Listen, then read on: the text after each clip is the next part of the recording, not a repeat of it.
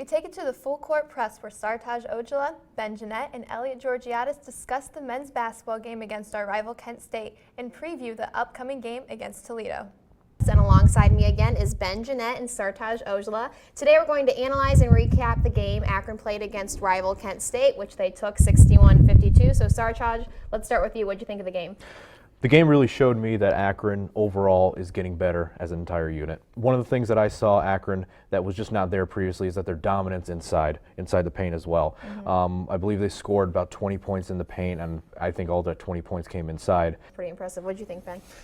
I think it was the bench. The bench came up big, and I think it's funny that the last show we talked about the comments that Coach Dambrot made about trying to get as many guys as he can in. And at first, I didn't understand how big of an asset that would be. I thought it would actually hurt the team more. But after seeing what they did to Ball State, now seeing what they did to Kent State, I think he's utilizing that bench in a way that it gets these teams that don't have the deep bench that, you know, he wears them out in the second half.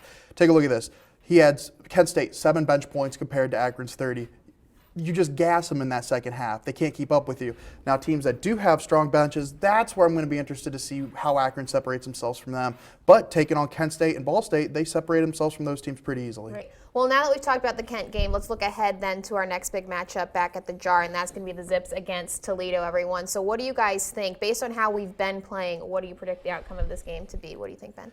I think Akron has a chance. I think they have a better chance against Toledo than what they had at the beginning of the year because I think that Coach Dambrot, the way he uses his bench is going to be huge in this. And the way they play defense, you saw what Kent State was able to do against Toledo, and that was shut down one of their best players in Julius Brown. Take him out of the game, Toledo's not the same type of team that they usually are. So I think it's going to be a combination of great defense and then the scoring of D.G. Battaglio and Jake Kretzer off the bench, along with Reggie McAdams. Okay. Besides the loss to University of Miami in the Charleston Classic, this was the biggest loss at Toledo that Akron has on their schedule. And with me, I did mention before that Akron's getting better overall. But at the same time, Toledo's also getting better overall. We're starting to see everyone pick them to win the MAC, and now we're starting to see them really come in fruition. I mean, if you look at them, they have 4 players scoring in double digits: Julius Brown, Justin Drummond, J.D. Weatherspoon, Jonathan Williams. It's so many players on this team are really stepping up. And the same thing I mentioned about Akron improving, Toledo's improving as well. And we just saw Toledo completely dominate Akron. Now, you can talk about all the fouls you want. Maybe we got some calls, unfortunately, our way, or not our way. No, sorry. And in general, I just think the Toledo Rockets are a team that we need to beat, and they're our Achilles heel this season. That's an interesting point that you make, but I think what we keep coming back to is Akron's ability to play off the bench, and I think something we've really got going for us right now is team chemistry. You know, I think you can always, match up players against players, and they might beat us in that front, but I think what we have is really team chemistry right now. The fact that we're able to pull so many people off the bench and still be so successful in the games, I think that's a big, testament to what Dambrot has done with this program. So, I mean, do you agree? Absolutely. I mean, take a look at Toledo against Kent State. They had one guy with significant minutes off the bench, and that was 26 minutes, and he had 3 points. Everybody else, 7, 4, 9. They had 4 guys come off the bench. One guy had 26 minutes.